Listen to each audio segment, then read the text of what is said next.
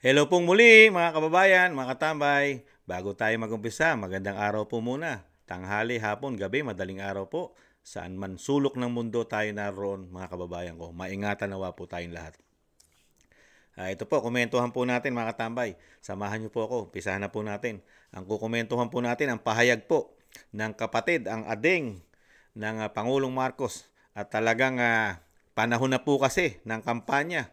At talagang dinuduldul po sa ating mga isip na siya isa sa pinakamagaling at dapat natin ibalik sa Senado mga katambay. At sinasabi niya siya hindi palaaway at nananatili daw pong kaibigan niya rin ang ating Vice President at sinasabing mananatili siyang independent ang kanyang pagtakbo mga katambay. Ang sinasabi nga ni Kamanong, ang hinahanap nating credential, yung ginawa. Hindi salita sa gawa. Dahil nakita po natin yan sa pamilya Duterte. Lalo-lalo kay dating Pangulong Duterte, gawa. Kahit nagmumura, pero gumagawa. Pero ito, puro salita. Walang gawa. Ang nakita po natin sa Bagong Pilipinas, isang damukal na korupsyon di umano. Walang investigasyon. Puro salita. Ito po mga tambay, pakinggan po natin ang kapatid ng Pangulong Marcos na nanliligaw na naman po sa mga Pilipino para po makabalik sa Senado. 3 taon po, 6 na taon po ito mga tambay. 6 na taon na sa Senado. Halos ilang term na po ito. Di ba? Ilan? Pabalik-balik na po ito sa politika. Pero ano po ang nakita ng mga Pilipino? Mahirap pa rin tayo sila, mayayaman na. Ito po, pakinggan po natin ang Senadora. Naninindigan si Senator Amy Marcos sa pagiging independent candidate sa darating na 2025 elections. Anya, mas mabuti na ito dahil hindi siya malilimitahan makipag-usap sa magkakatunggaling partido. Samantala, tiniyak naman ng mambabatas na nananatili ang kanilang pagkakaibigan ni Vice President Sara Duterte sa kabila ng mga kontrobersiya. Nananawagan na din ito sa mga kapwa niya mambabatas na magtuloy-tuloy lang ang trabaho dahil marami pang problema na kailangang harapin. Kaya para sa akin, mainam pa, independent na muna ako, solo flight na lang, bahala na, kayo na lang ang tutulong sa akin. Your friendship remains intact. Oo, pero hindi ako pala away. May patama pa siya sa Vice President, di raw siya palaway, mga tambay. Sino ba nang-aaway sa Vice President? Sino po ba namumulitika? Sino po ba nagdi-demolition job? Di po ba ang administrasyon po? Lalo po sa pangunguna po na speaker. Di ba? Hindi po tinatantanan. At pilit po siyang hinahanapan po ng korupsyon ng inyong pinsan po yata. Tapos sasabihin nyo, hindi ka palaway. Sino po ang palaway? Ang isang Duterte na isang Sara na kung ano-ano pong issue ang kinabit sa Vice President, Senadora. Meron pati po ang mental health ay ginawa pong issue sa Vice President. Di ba? Kahit po baliktarin natin ang sitwasyon, Senadora Amy Marcos. Kahit po baliktarin natin na kayo po yung nakatulong ng malaki kay Sara. At yung tatay baliktarin natin, kung yung tatay ni Sara ay inyong ipinalibing na napakahabang panahon, hindi na ipalibing ang halimbawa, example, ang magulang na Vice President. At kayo lang po ang nakatulong. At kayo din po ang nakatulong kay Sara para makabalik at bumango ang pangalan sa mga Pilipino. Magkaroon po ng power, maging presidente. Dahil ayaw nyo nang matalo kay dating Vice President Leni. Nagawa po ito ng paraan. Nagawa nyo po. Naipanalo nyo po. Naipalibing nyo. Tapos ngayon, ang iginanti sa inyo ni Sara ay tamnan kayo ng mga peke at gawa-gawang issue para po masibak. Matutuwa po ba kayo, Senadora? Sa kabila ng binigay sa inyo, binigay mo lahat na pabor sa mga Duterte, pero ay ginanti sa iyo ng mga Duterte. Pakuha ka sa ICC, ipakulong ka, i-impeach ka. Ano po ang saloobin nyo ron? Okay lang sa inyo yon? Tao lang po ang Vice President. Tao, may damdamin yun. At ang Vice President marunong tumanaw na utang na loob. Sa inyo pala, sa lahi nyo pala, hindi po pala ganon. Hindi po pala kayo nasasama sa lahing Pilipino na marunong tumanaw ng utang na loob. Kasi ang lahing Pilipino, tumatanaw po ng utang na loob yan. Pero pagdating po yata sa lahi nyo, ang Marcos, Romualdez, Araneta po yata, di umano, ay parang hindi kayo lahi yatang Pilipino. Hindi uso sa inyo ang pagtanaw ng utang na loob. Di ba? At isa pa, ipagmamalaki nyo pa sa Pilipino na kayo independent at wala kayo sasamahan. Paano kayo sasama sa partido na inyong ama? Ay, excuse me. Partido ng inyong adeng. Paano mo sasamahan yung bulok na partido ng iyong adeng, ng iyong kapatid? Paano mo sasamahan ang isang damukal na issue? Isang damukal na korupsyon di umano na pumuputok at nalalaman ng mga taong bayan, mga Pilipino. At ang napakatinding issue po ng inyong adeng ay ang kanyang involved paggamit ng kanyang pamilya sa droga. Ayon po yan kay Cathy Binag at kay Jonathan Morales. At may umuugong din pong balita, Senadora Amy, pati po daw ang inyong anak ay para pong nakikitaan din daw po di umano na gumagamit din daw po ang inyong anak ng droga. At pati daw po kayo. Pati daw po kayo, ayon po kay Cathy Binag. Di po ba? At isa pa, paano mo nga sasamahan? Di po ba? Real talk. Paano mo sasamahan yung isang partido na napakaraming sangkot? Droga pala yung sinasabi ko, mga katamay. Wala pa yung issue ng korupsyon. Flood control. Di po ba? Bilyon piso. Makikita ng mga Pilipino. Ang mga politiko po, nagkakaroon yata ng aeroplano, helicopter, mga yate. Di ba magkakaroon ng airplane, chopper, yacht? Ang mga politiko, mga tambay, samantalang pamilya Duterte, hindi mo makita ng mga chopper, mga airplane, mga malalaking yacht, at magagarang sasakyan. Di po ba? Pero itong mga politiko na ito, nung biglang pumasok ang bagong Pilipinas, unlimited ang korupsyon. Pero may ginagawa po ba kayo investigasyon? Senadora, sa bagong Pilipinas, nasa na po ang investigasyon? Yung pera po ng taxpayer, lalong-lalo na yung pera sa PhilHealth. Di po ba? Mga nag-contribute po dyan ay miyembro. Pero nailipat po. Kung hindi lang po, meron lang po mga kababayan natin na talagang hindi po sila pumayag na ito'y hindi questionin sa Supreme Court. Kaya mismong Supreme Court pinatigil po ang paglipat ng hindi bababa sa 90 billion. Pero nailipat na po sa bagong Pilipinas ang 60 billion kung hindi po nagkakamali ang inyong lingkod. Ano po yun? Walang investigasyon? Mali ang paglipat? Dahil hindi po pwedeng ilipat basta-basta ang pera sa PhilHealth, lalo kung ito'y hindi sobra, ito'y savings. Di ba? Dahil ang PhilHealth ay hindi pa miyembro ang buong Pilipino nito. At kulang na kulang po ang pagtugon ang pera ng PhilHealth. Di ba? Ibang klase, tapos babawasan mo pa. Hirap na nga ang mga Pilipino makakuha sa PhilHealth, lalo sa pagtulong. Hindi pa 100% ang makukuha natin sa PhilHealth. Pero sa kabila nun, kukunin lang ng administrasyon ng inyong kapatid. At nasa na rin po yung Maharlika Fund.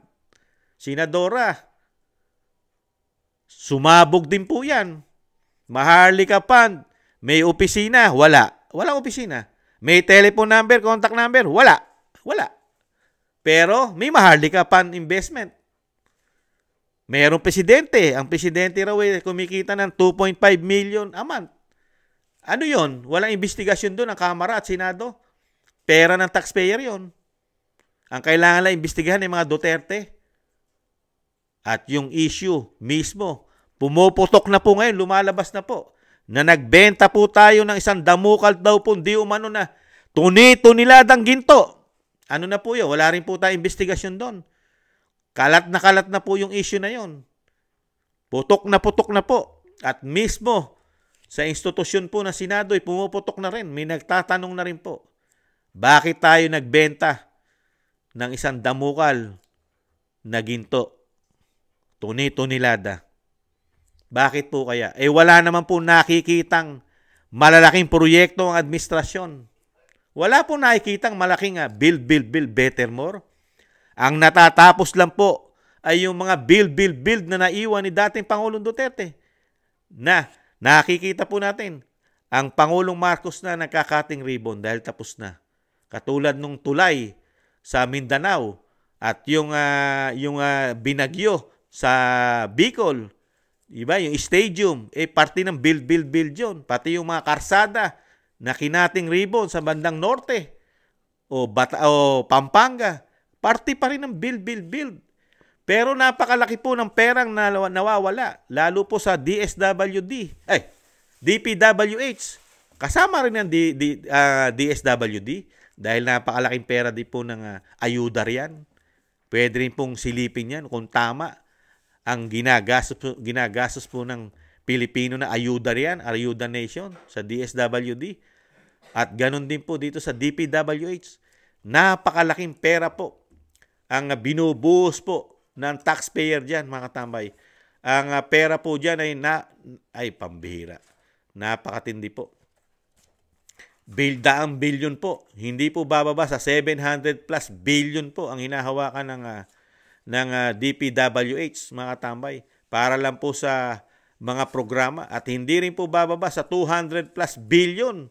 O ito po, yung proposed budget po ng DPWH itong susunod na taon ay hindi bababa sa 752.69 billion. At ang kanilang flood control ay 298 billion, mga katambay. Pero ano po ang nahita po rito? Walang investigasyon po rito. Si Senadora Amy Marcos, mga katambay. Ang maririnig lang po natin sa kanya ay hindi daw po siya palaaway. Mga katambay, yan lang po. Wala po siyang nire-report at wala po siya nakikitang hindi maipaliwanag na pera ng taxpayer kung saan napupunta ang binabudget natin sa mga ito. Di ba? At ngayon, sasabihin mo na naman ulit sa mga Pilipino na kayo na makakatulong sa akin dahil ako independent na.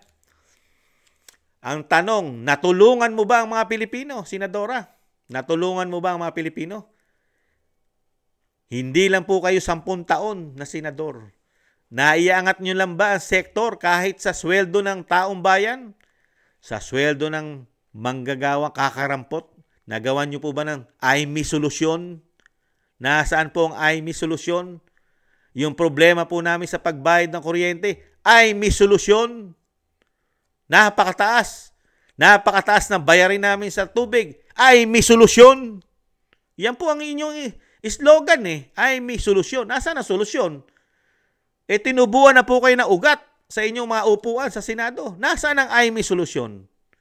Napakataas ng bilihin na ay may solusyon. Nasaan po ang ay may solusyon? Pagdating lang po ng halalan, lumalabas ang ay may solusyon. Pero pag naupo na po sa Senado, bahala kayong magsolusyon sa buhay nyo. Si ay may solusyon, mananahimik muna. Ganun po ba? Di po ba mga kababayan ko? Ang ganda na slogan Lahat ng problema ng Pilipino, may solusyon. Ay may solusyon. Kailangan natin si ay may solusyon. Mga tambay. Di ba? Pamasahe pa lang. Pati pagbayad natin kung may sasakyan ka sa toll gate ng North and South. Di ba? Napakamamahal ng toll gate. Skyway. Napakamamahal. May solusyon dyan. Di ba? Pati nga airport. Kung maghahatid ka ron at gagamit ka ng parking sa airport dahil nga naibenta na yata nila ang operation ng airport. Kaya po, napakamamahal na po ang ating gagamitin doon. Lalo, parking pa lang. Sinasabi po ng ating mga kababayan, ang parking pa lang, 3 doble ang itinaas. Nakatambay. Di po ba? Lalo kung susundo ka pa. Siyempre, kung ang ating mahal sa buhay, mga OFW natin, ay malelate o madidelay ang dating, gagamit ka ng parking lot. Ano, may IMEI solution po ba dyan? Di ba? Huwag na po tayong magpabilog. Mga tumanda na po ito. Tumanda na po ito sa mga politika. At nakita po natin ang Marcos na nakabalik. Nung bumalik po sila, ano sabi nila? Build, build, build better more. Walang Pilipinong magugutom. Gagawing world class ang Pilipinas. Kaya lang ang nakita ng mga Pilipino, di umano, magiging world class po di umano ang bansa sa bagong Pilipinas. Saan? Sa droga yata. At magiging world class at kikilalanin ng Pilipinas sa dami ng kriminal. Ano pa? Kikilalanin din po maging world class ang bansa sa dami ng magnanakaw, kurap. Ganun po ba? Pero nahandyan pa rin po ang IMEI solusyon. Samantalang real talk mga katambay, nakita niyo po, isinusukan nila ang partido ng kanyang kapatid. Mismo ang kapatid, isinusukan niya. Sinusukan niya. Ayaw niya samahan ang partido niya ng kanyang kapatid. Kung ito'y magaling na leader ang kanyang kapatid, magsusumiksik siya riyan. Real talk. Bakit hindi niya magawa? Dahil nga bulok. Pangit. Ayaw ng mga Pilipino ang ginagawa. Walang nagagawa. Walang solusyon. Ang nakikita ng Pilipino, mahusay, mga tuwiran. Mahusay, mahusay, manise. Yan po nakikita ng mga Pilipino ngayon sa Pangulo. Pag meron po kapalpakan, hahanap ng masisisi.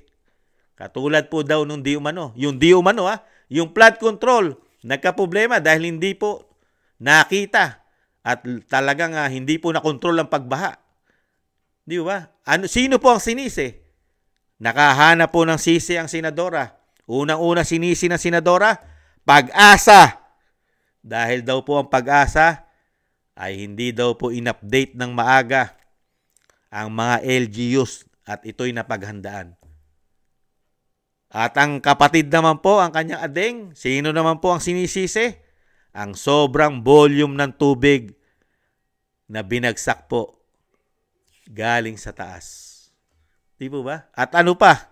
At ang climate change, yan ang mga may problema, mga tambay. Napakahilig po humanap ng masisisi para yung kanilang kapalpakan ay matakpan.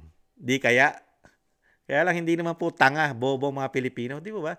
Dahil nakita po natin kung paano po maglingkod ang Duterte. Hindi po ganyan maglingkod ng mga Duterte. Di po ba? Napakaliit na porsyento lang po ang talagang nadisgrasya pag ang dating Pangulong Duterte noong mga panahon na siya ay Pangulo. Napakaliit. Ito po, tingnan po natin. Tingnan nyo mga katambay. Ito po yung meron tayong makabayan na nag-research. Yung kay Christine, yung Christine na bagyo po, 145 kilometers per hour.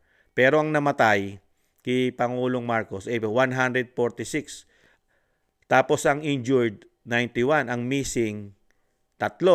Pero kay dating Pangulong Duterte, Rolly, ang mas malakas po ito, 298 kilometers per hour. Pero ang namatay lang po, 20. At ang missing, 3. Tingnan nyo po yun. Mahigit 100 kilometro per hour ang lakas. Pero 20 lang po ang namatay kay dating Pangulong Duterte. Ang pinakamarami pong namatay, dito po sa isang magaling din yatang presidente. Yung Yolanda. Alam naman po natin, malakas po ang Yolanda. 315 kilometers per hour. Super typhoon po ito.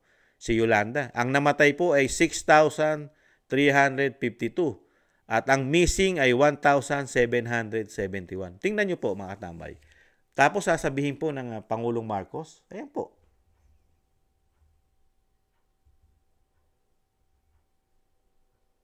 Nakita nyo po yung numero ng 3?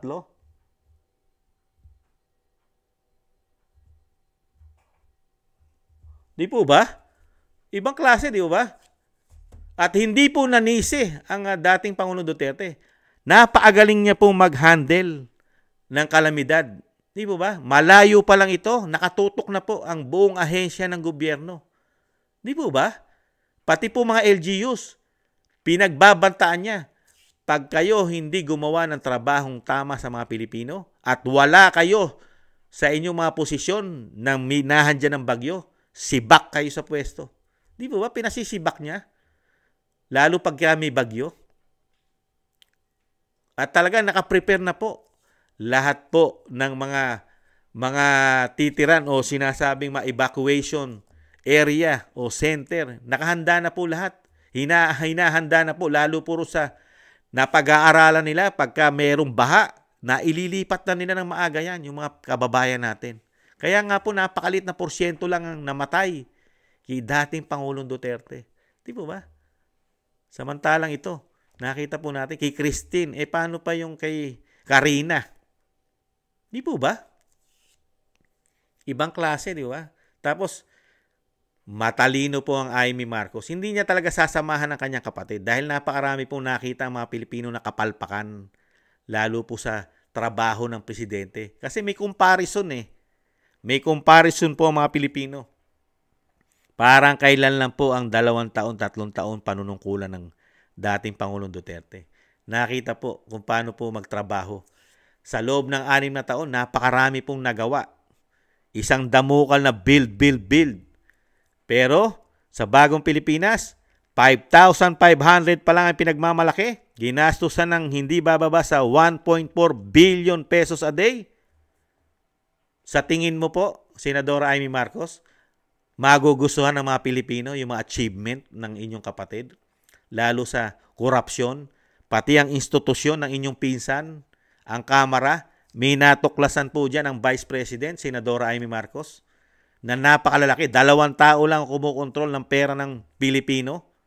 Kung saan po nila ito ikukumpas. May kumpas. Di po ba? Pati ang ating Vice President, na politika po. Yung gumagawa po napakaganda, nakakatulong po ang kanyang offices, satellite offices niya sa buong Pilipinas. Ayan po, kinitil po ang budget. Tinanggalan po ng napakalaking budget ang opisina ng Vice President. Tapos sasabihin nyo po, kaibigan nyo ang Vice President, ni hindi nyo mapagtanggol. Katulad po sa Senado, ipinagtanggol nyo naman po ba o pinagtanggol po ba ninyo ang inyong sinasabing kaibigan? Yung budget po ng kanyang opisina, pinagtanggol nyo po ba? Di po ba? Hindi. Dahil nga po mismo sa Senado, doon po ngayon, sinasabi po ngayon na hindi po nila ibibigay. At yung kabawasan po, yung ginawa po ng Kongreso, yun na rin po ang sinunod nila. Binawasan po ng mahigit 1 bilyon. Samantalang ang opisina ng Vice President, kauna-unahang nakakatulong sa mga Pilipino, lalo sa sakuna. Kaya nga naglagay siya ng mga offices, satellite offices niya, Luzon, Visaya, Mindanao. Dahil lahat po ito'y may pagtulong. Pero, ayaw nila nito. Kaya nga po, ang nangyayari po sa bagong Pilipinas, Senadora Amy Marcos, ginagalit nyo mga Pilipino. Alam ng mga Pilipino kung sino ang magaling at matinong politiko.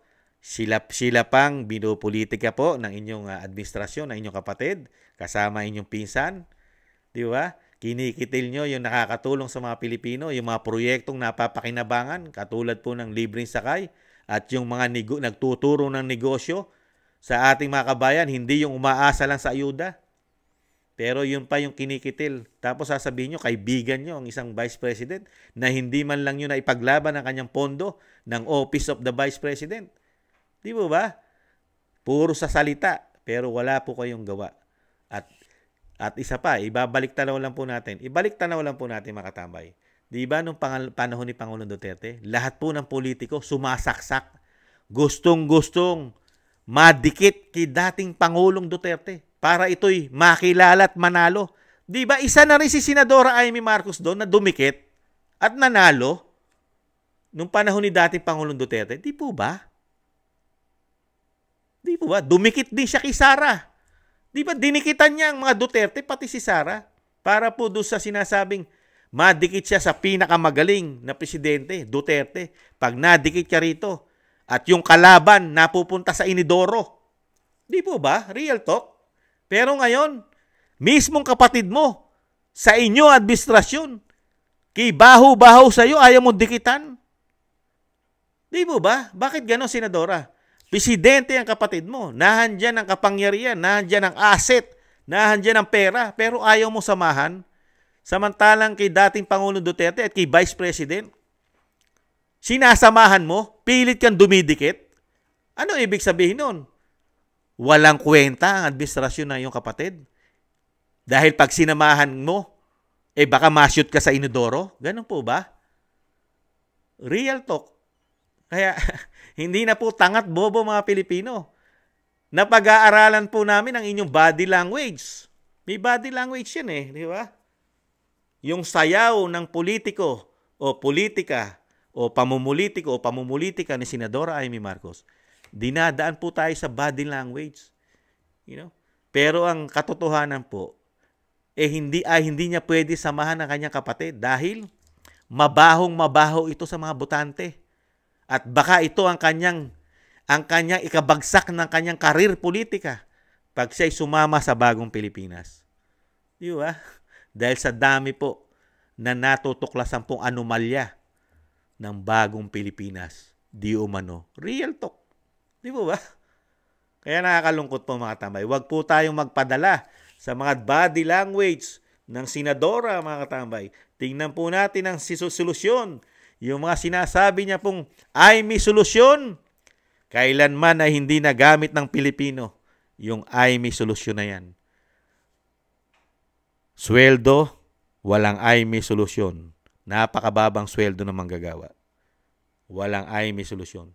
Bayarin natin sa buwanang bayarin natin buwan-buwan. Kuryente, tubig, telepono.